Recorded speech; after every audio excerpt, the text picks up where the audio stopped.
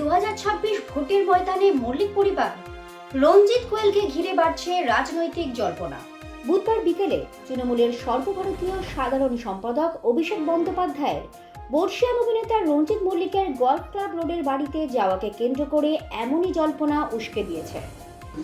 ব্যক্তিগতভাবে আমি ওনার কাজ এবং ওনার যে বাংলা ইন্ডাস্ট্রি এবং সিনেমার প্রতি অবদান, সেটা স্বর্ণাক্ষরে আগামী কয়েকটা শতাব্দী জুড়ে লেখা থাকবে। প্রায় ঘন্টা খানেকের সৌজন্য সাক্ষাতে উন্নয়ন ও সিনেমা দুটো বিষয় নিয়ে কথা হয়। উপস্থিত ছিলেন তৃণমূল বিধায়ক শোভনদেব চট্টোপাধ্যায়ও। যুগান্তকারী প্রকল্পগুলো সেগুলো আমরা বিস্তারিত বলেছি। আমার সাথে সিনিয়র মন্ত্রী মমতা বন্দ্যোপাধ্যায়ের দীর্ঘদিনের সহযোদ্ধা সতীর্থ সম্মানীয় শোভনদেব চট্টোপাধ্যায়ও ছিলেন। সিনেমা নিয়ে বিস্তর কথা হয়েছে, কিন্তু রাজনীতিতে যোগ দেওয়ার কোনো আলোচনা হয়নি বলেই স্পষ্ট করেছেন অভিনেতা রঞ্জিত মল্লিক। তবে ভবিষ্যতে রঞ্জিত মল্লিক ও কোয়েল মল্লিক রাজনীতিতে যোগদান করতে পারেন এমন সম্ভাবনা উড়িয়ে দিচ্ছে না বিশেষজ্ঞ মহল।